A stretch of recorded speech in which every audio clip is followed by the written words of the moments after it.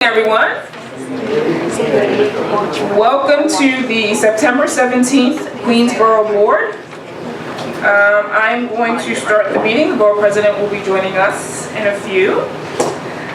For those who don't know me, my name is Belva Miller and I am the Deputy Borough President. I know everybody on this side. Hey guys.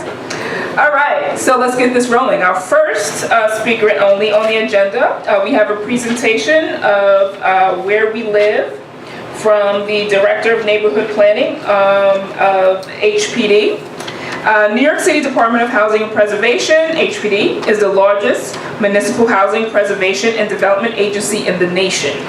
The agency's mission is to promote and maintain the quality of affordability of the city's housing stock and support its many diverse neighborhoods. With us this evening, we have Michael Sadler. Michael, Director of Neighborhood Planning in the Office of Neighborhood Strategies for New York City HPD. Mr. Sandler will provide the Borough Board with an overview of where we live, New York City, the city's comprehensive fair housing planning process. Everyone, they should have received a handout from HPD. So welcome, Mr. Sandler. Please begin. Awesome. Can everybody hear me? Do I need the microphone? Yeah, let's use the mic. All right. Not all of us. How's that? Not all of us. Great. So as the Deputy Borough President said, my name is Michael Sandler. I'm joined by Lacey Tauber from our Intergovernmental Affairs Department, here to talk about where we live, NYC. So a quick overview of the agenda tonight. We'll give some background on what we mean when we say fair housing. What is this concept? What are we talking about? We'll talk about the Where We Live NYC project, what it is, what it's leading towards. We'll talk about how we're engaging New Yorkers, also engaging with decision-making bodies like the Queensborough Board in this process, and then we'll take questions. It's a relatively short presentation, should be about 15 minutes, and then we have plenty of time for questions. So let's get started. So when we say fair housing, what is it that I mean when I say fair housing? The Federal Fair Housing Act has its roots in civil rights era activism of the 1960s. It was created to protect people against discrimination when they're buying, renting, or securing financing for any housing. The Act specifically prohibits discrimination based on protected characteristics, these protected classes which you see on the slide. That's race, color, national origin, religion, sex, disability, and the presence of children. New York State and New York City human rights laws include additional protections on top of these federal protections for things like your source of income, your age, your sexual orientation, or your military status, just to give a few examples. And the Fair Housing Act also requires jurisdictions, that's us, the City of New York, who receive federal funding from the Department of Housing and Urban Development, or HUD, to affirmatively further the Act's goals. That's a quote, affirmatively further. But until pretty recently, it wasn't clear what affirmatively furthering the Fair Housing Act's goals really meant in practice. How does one do that? That changed in 2015. The Obama administration issued new rules articulating the responsibility of jurisdictions to affirmatively further fair housing.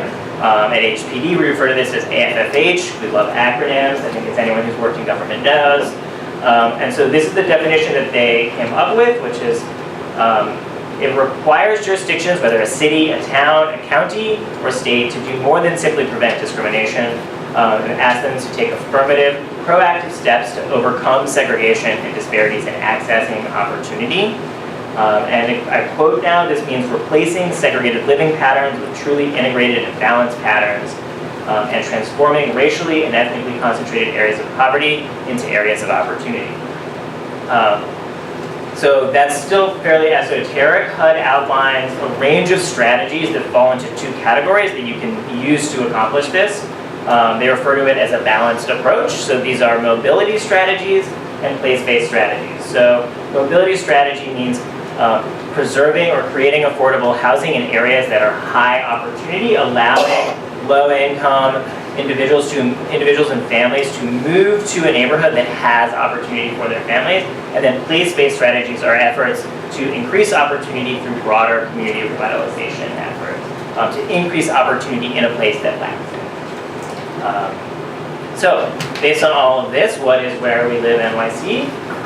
First, we know that opportunity is not shared equally by all New Yorkers. Where we live impacts our access to jobs, education, to public transit, to positive health outcomes. And in many ways, these disparities are due to our nation's legacy of discrimination and segregation in the housing market. So Where We Live NYC is our process, the City of New York's process to study, understand, and address patterns of residential segregation and concentrated poverty, and how these patterns impact New Yorkers' access to opportunity. The process is being led by HPE in partnership with NYCHA and in close collaboration with residents, community leaders, service providers, advocates, and a whole wealth of other government partners, other agencies within the city government. And it's going to culminate with the release of a public report in 2019 that includes measurable goals and strategies. And I'll talk a little bit more later about what goals and strategies means in the context of this project. So broad overview of the timeline. We'll be leading a public engagement process that's broken out into these 3 phases. Right now, we're here to make sure you understand what this process is, and sort of what's coming. We're in this learn phase, which is really going to set the groundwork for the planning process. It's an opportunity to understand what fair housing challenges look like here in New York, and engage with data and sort of identify what are factors that contribute to residential living patterns, both historic and ongoing. And then we're going to have this create phase, which is where we'll start to brainstorm policy ideas. What are solutions to those issues that were identified in the first phase? And then finally is the finalized phase, which will be in 2019. This is when we'll share back a policy framework based on what we've learned through research, public engagement, and hear from residents, stakeholders, government partners about whether we got it right, whether we need to make tweaks, and sort of we'll be issuing a draft report and bring back on that as well. So our engagement strategy involves learning directly from New Yorkers through focus group style meetings, and then large public workshops later in the process. We've also convened a stakeholder group. It's comprised of community leaders, service providers, academic researchers, advocates who are meeting to provide their professional perspective on these issues as well. And then lastly, we'll be engaging with elected officials and members of the NYCHA Resident Advisory Board and community boards throughout the process. That's why we're here tonight, to make sure that folks know about what the process is. Great, so when we're talking to residents, we have sort of a set of guiding research questions that we want to learn from New Yorkers and help New Yorkers answer these questions. And so those are, why do New Yorkers live where they live? We want to understand the factors that contribute to housing choice, and for many New Yorkers, the lack of housing choice and sort of how that plays out on the ground. What are the forces that are driving people to choose or not choose to live in various locations? We want to understand, how does where a New Yorker live impact their life and their household's access to opportunity?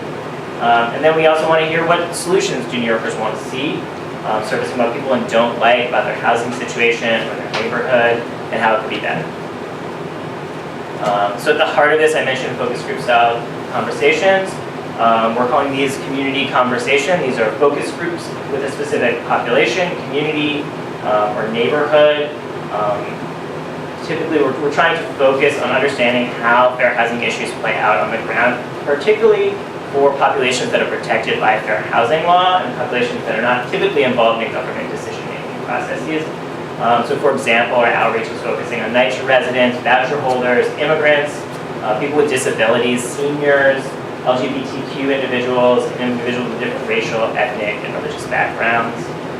These sessions are being led in partnership with community-based organizations, with the help of our consultant, Hester Street, which is a nonprofit technical assistance provider. On your handout, there's actually a list of the CBOs that we're partnering with to host these focus group conversations. We're also working with the Interaction Institute for Social Change, their racial justice firm, to help ensure that we're creating spaces to have meaningful and productive conversations about how fair housing issues relate to race and discrimination. We also recently launched a website, and it's going to have a downloadable version of these community conversations so that anyone who's interested can participate, and we're happy to help people download those tools and help plan a meeting for your community.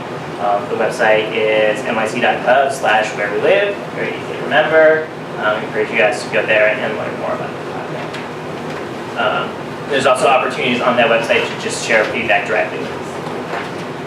We'll also be hosting public workshops in late 2018, early 2019, These will be big public events all over the city with an opportunity to report back on what we've been learning from these focus group conversations, close the feedback loop with residents that we've spoken with, and educate the general public on fair housing issues, and then also prioritize goals and strategies that will go into the final report. So, final report, what is this? Ultimately, this is going to result in a pretty extensive public document that'll bring together all the different pieces of the project. So that's the data and policy analysis, a summary of the insights that we've learned through our community engagement, and concrete goals and strategies with a clear plan for tracking and accountability. So I think that leads now to this next one about goals and strategies. So just a reminder, we'll be developing measurable goals and strategies that are consistent with that balanced approach that I talked about earlier. So that's focusing on promoting housing choice in high opportunity neighborhoods, and then also making public investments to ensure that opportunities are distributed more equitably throughout the city. Goals and strategies will likely include some altogether new policies for the city. We also expect them to focus on making tweaks to existing policies to better address needs and better address fair housing issues. And I know this probably feels pretty broad, and so I'm going to give some examples of policies that other cities who've done similar processes have ended up implementing. It's not to say that we would do these policies here, but this is just sort of an idea of what other cities who've gone through this type of process have come up with. So in Philadelphia, they're expanding support for Section 8 voucher holders to promote access to high opportunity areas in Philadelphia and also in the suburbs. And they're also focusing that on households with limited English proficiency. They found that their voucher programs were not reaching households that did not speak English well. And so they're working to rectify that. New Orleans, they, out of their process, committed to doing sort of a vacant land census, an inventory of vacant land, and then using vacant land to support in underserved communities to support affordable housing, and also things like food access, recreation, and green space, in addition to low-income housing in those communities.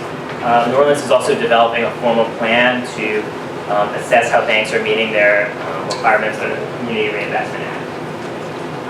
And then Los Angeles included strategies to improve fair housing enforcement, so they strengthened protections for transgender individuals and undocumented immigrants in their fair housing laws. They also trained the LAPD on fair housing and on the rights of individuals in housing. And so those are some of the types of things that could be in scope here. I think we're looking at broadly how our neighborhoods are shaped and why they're shaped that way, and how do government policies influence the demographic, social makeup of our neighborhoods.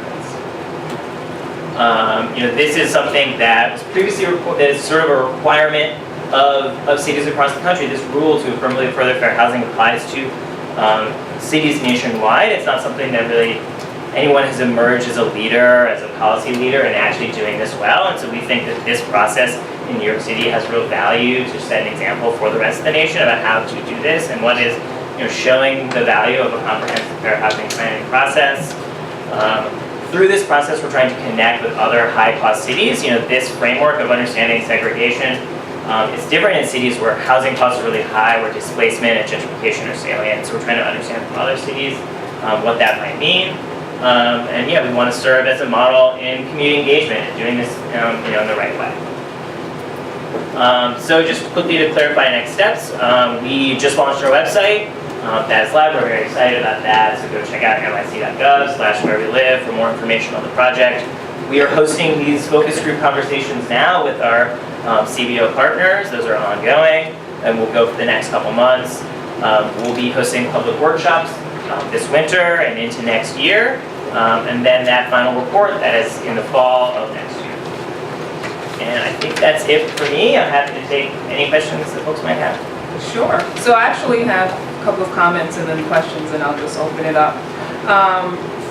So one, what I'd like to see in your list of partners, I'm sure you've considered faith-based organizations, especially as a lot of religious institutions are looking to develop affordable housing for their constituencies and their communities. I think understanding the realm of their congregations and the challenges around housing, I think, is important, especially because they have the potential to contribute to a solution. I think that's a great group of stakeholders, as well as sort of folks who are already engaged in the HPD process of looking for fair housing. They seem to be very vocal about their frustrations about not finding affordable housing. So I think that looking within that database of folks who are already sort of applied, I think is a great source of information, and I love sort of the community engagement part of this. I'm really curious about implementation. If a report is coming out in 2019, and next steps, I mean, I think that this is a critical time. As everyone knows, is probably why you're doing this in New York City, as the market really dictates a lot of how housing is being developed through public-private partnerships and how we encourage the private sector to do that. I think looking at CRA and banks is a great approach if that's a recommendation that comes out of this. But I'm very interested in how this administration is looking to implement some of these things, because it's so critical when there's only a short amount of time left in this administration. Yeah. So how quickly can you get up and running and doing some really concrete things to really shape neighborhoods that are, experiencing, a really deficit of affordable housing? So I think those are great questions. Just quickly on the engagement piece, I think you're right about faith leaders. Religion is a protected class under the Fair Housing Act. You want to understand how different religious communities face discrimination in the housing market, if that is something that's happening and how it works. And so we're definitely interested in doing that. In terms of implementation, the biggest part of this project is first to study and to lay out what the situation is now. What are the residential living patterns in our city? To what extent are they segregated, and what are things that are driving that segregation? So that's part one, and I think that adds value regardless of what comes out of this study. And then the goals and strategies, there'll be a combination of big, broad things like long-term visions and goals, and really tangible things that can be implemented quickly. So immediate changes to city policy, agency policies that are potentially leading to disparate outcomes. The results of this will be submitted to HUD. This is a document that the City of New York will report out to the federal government as part of our consolidated plan, which every HUD funding recipient submits every 5 years. So this will be submitted along with our consolidated plan in 2019. Municipalities have to report on progress of consolidated plan every year in an annual update, and so that federal reporting mechanism is something that we see as a way to add continuity. This is part of a rule that requires the City of New York to do this every 5 years. So 5 years from now, someone that looks maybe kind of like me, but it's not me, probably will be here doing this again, and they'll have to respond to how well we've done it at the last time around. And so we see that requirement to continue coming back as a way to bring accountability and to make sure that this continues throughout administrations, and administrations can't say, you know what, this isn't a priority for our administration anymore.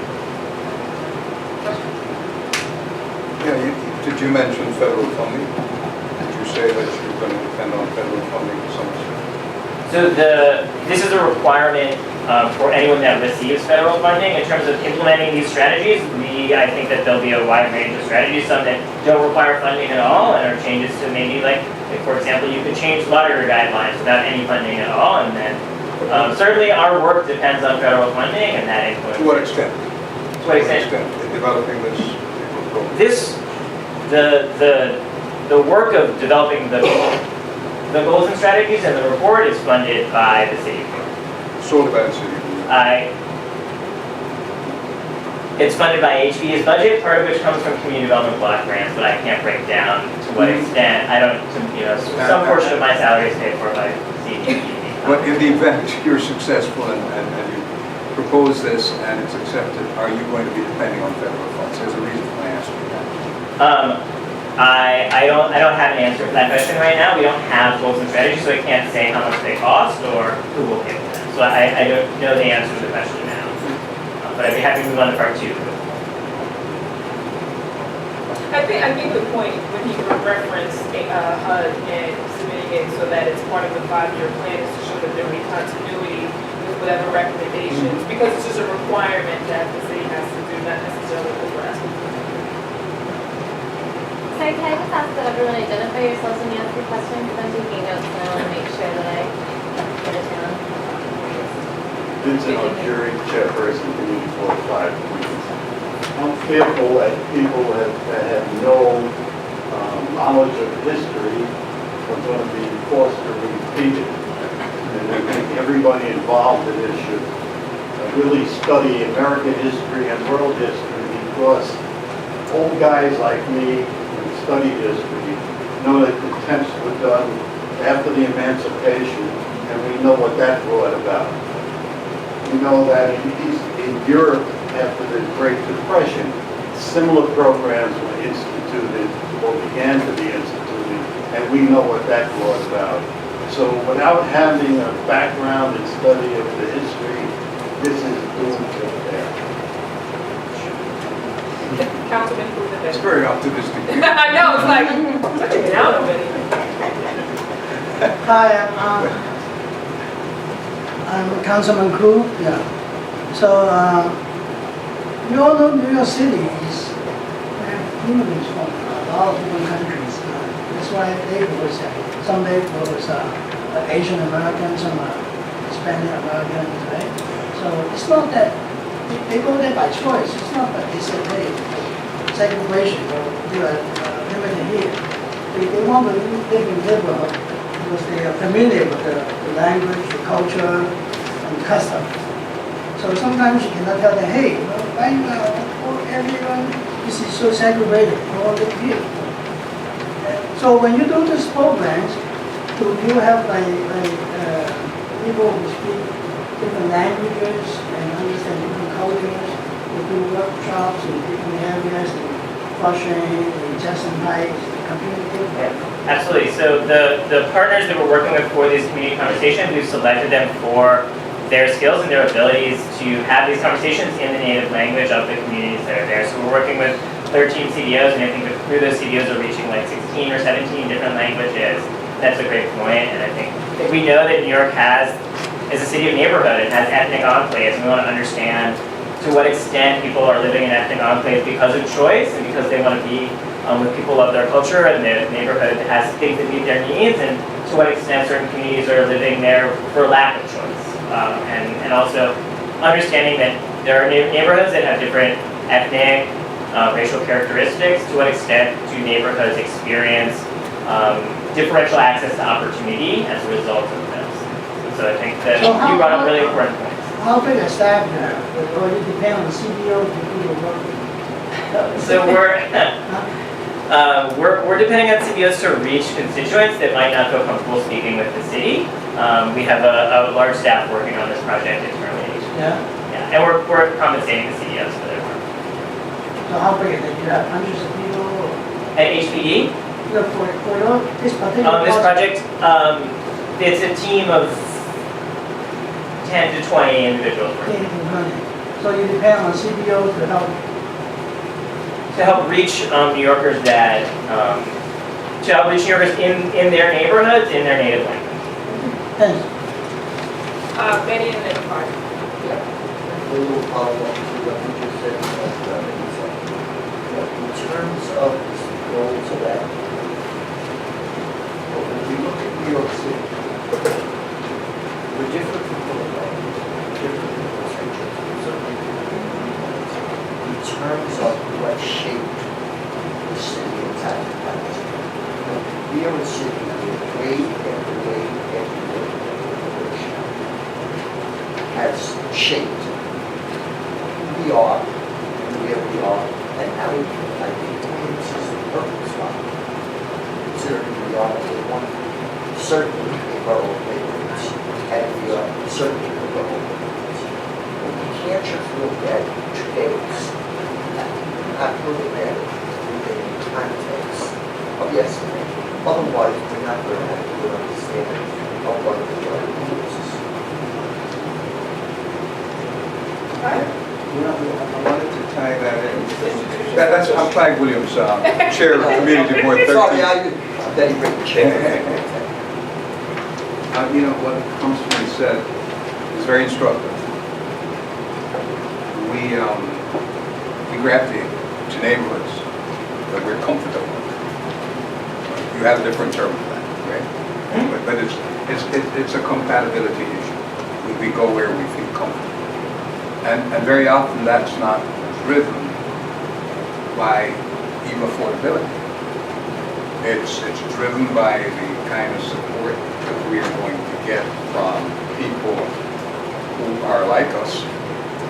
And so to go back to pick up on Vince's point, that is doomed to failure, although that's very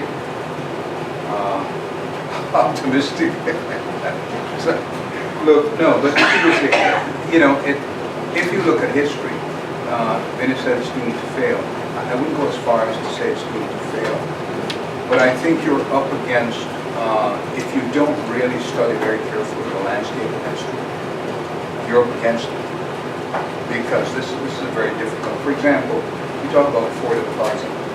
Affordability is relative.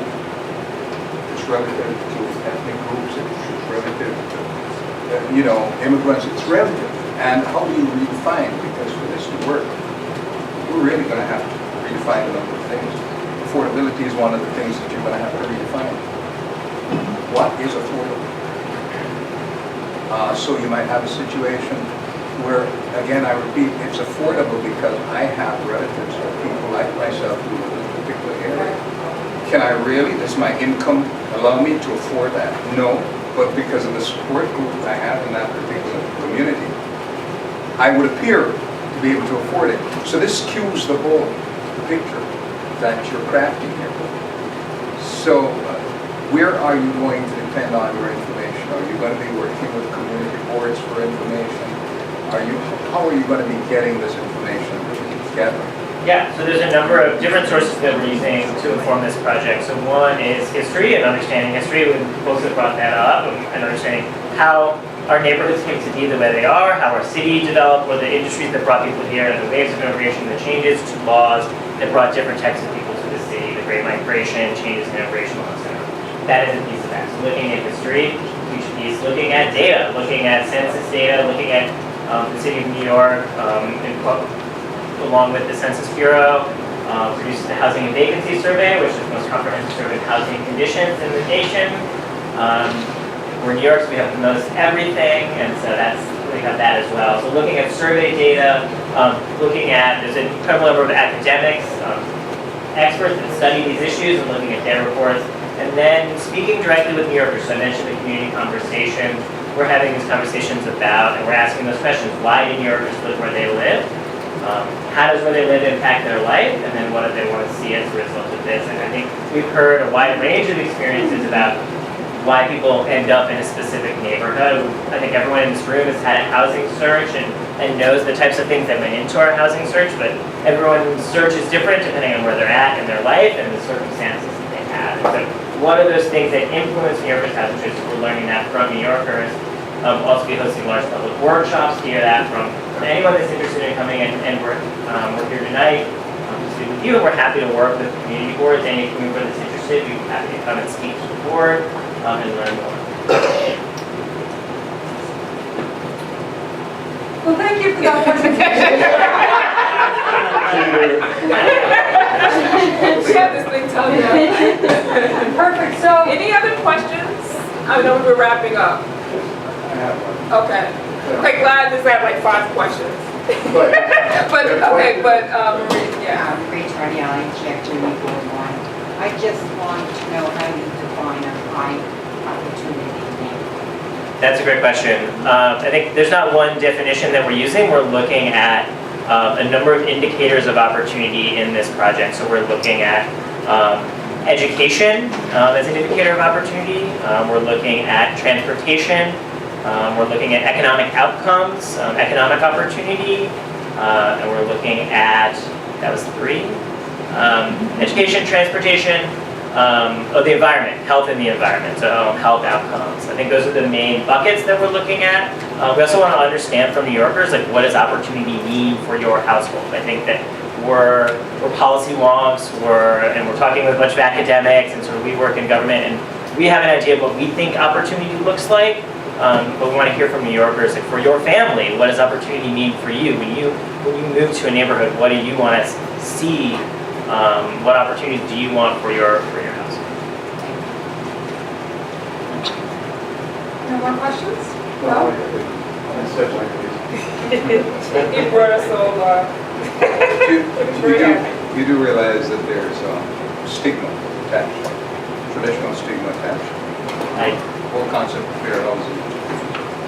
How do you plan to destigmatize?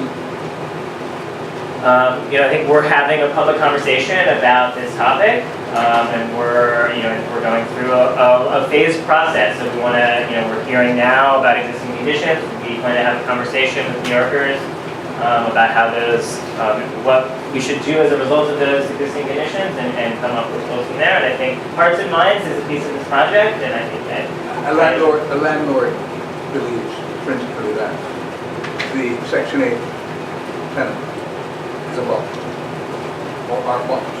How do you change that? that's a great question. And it's just, again, historically, what's gone on in this country, what's going on in China right now?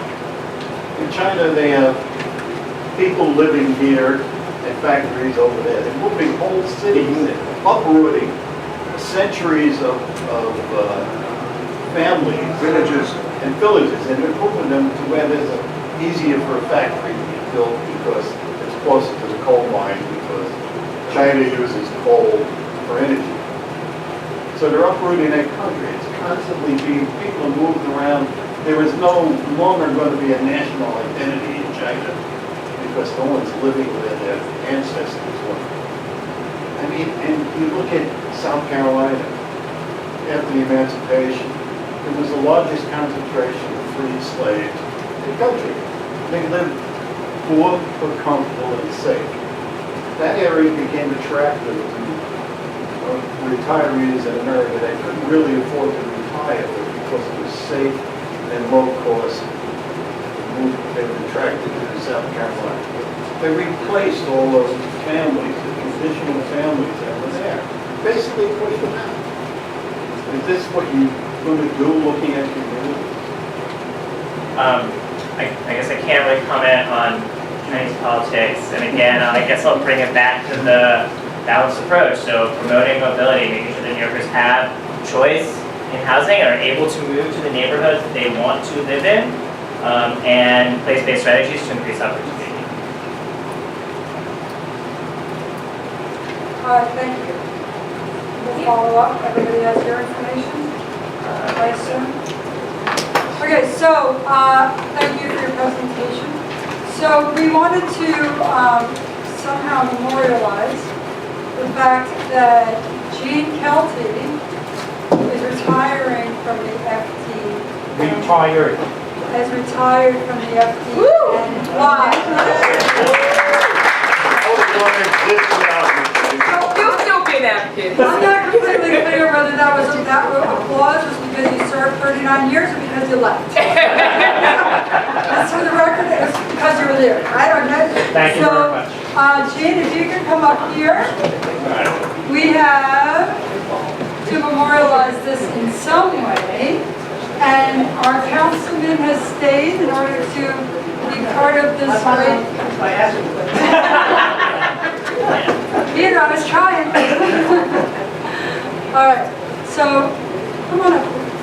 So, ladies and gentlemen, we all know that being a chair of a community board is a lot of work, and a lot of discussions, and meetings, and keeping people involved in the process. We also know that all of you have day jobs that you're committed to, and that you dedicate your time because of public service and because you can make a difference. And Gene Kelty has done that in full. You've made a difference as the chair, a great difference. And you have also made a great difference to New Yorkers as a fireman on the FDNY line. And so this is a proclamation of honor. You're staying as chair, right?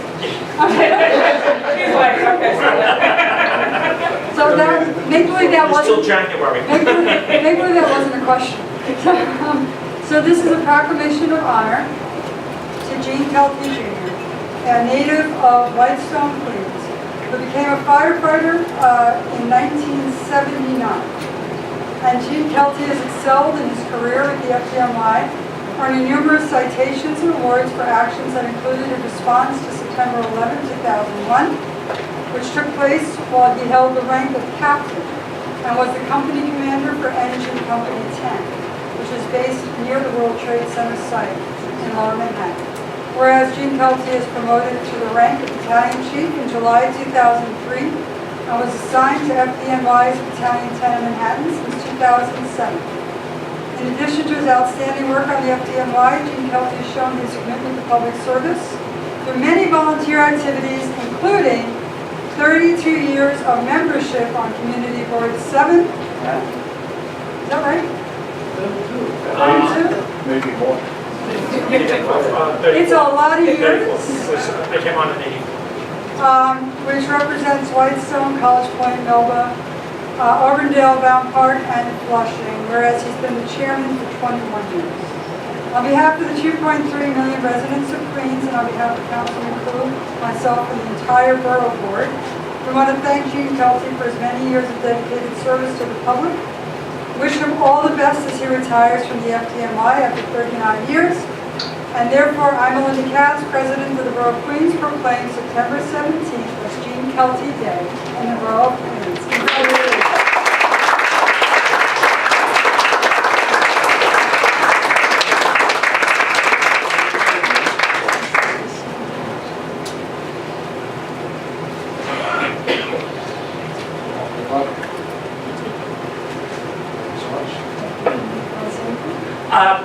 No other than thank you. But again, I had good chairs that trained me, and I well reward. I was wondering why she was so nice to me today. But it is a great honor, and I do appreciate everything it is. And this is a really nice surprise. I never thought this was coming. Thank you very much, Borough Board. Thank you very much, council people, and everybody else that's here tonight. Thank you very much.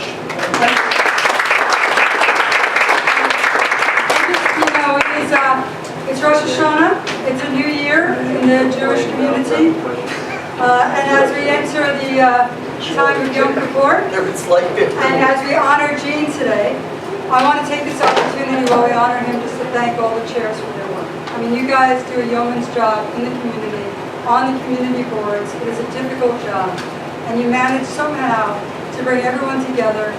Everyone fights, everyone's supposed to fight, that's their job. You're on the committee board, you're supposed to debate, you're supposed to have open discussion, you're supposed to agree or disagree. And somehow, everyone in this room manages to get consensus. And so I thank you for that, and thank you for moving the neighborhoods forward. Queens has really been amazing, and a lot of it's because of the work of the community boards. So thank you very much for everything. Thank you. Oh, meeting's adjourned. But no, it's not adjourned.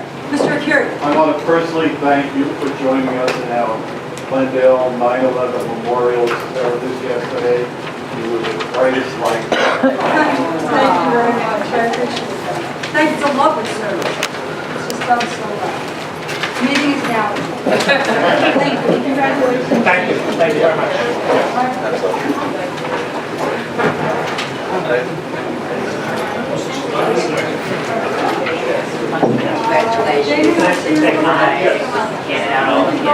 They're on the website. It's on there. It's like a big button down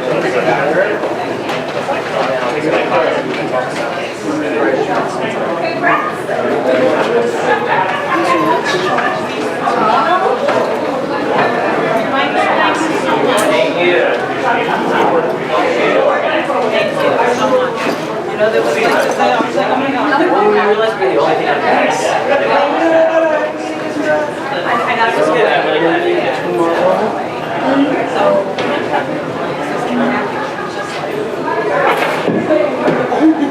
She's like, no, cancel. I was like, all right. Thank you.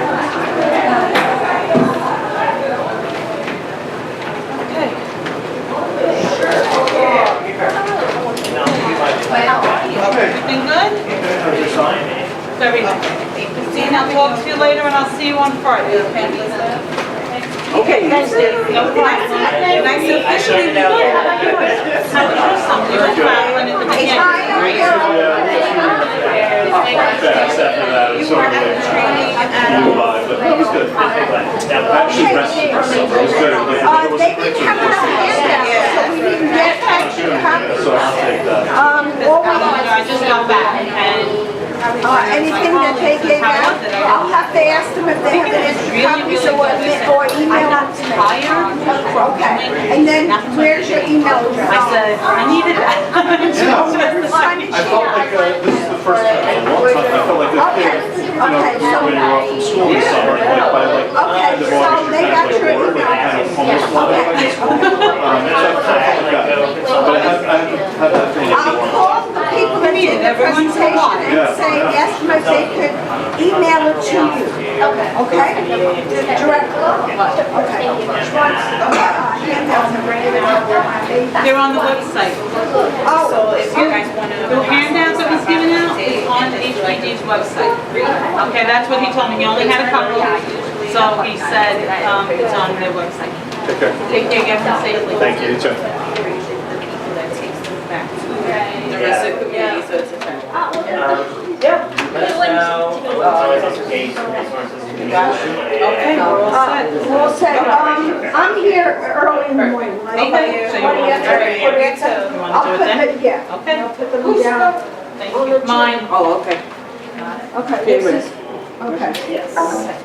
Thank you so much. Thank you. What is this that's over here? That's Vicky. Oh, okay. Thank you.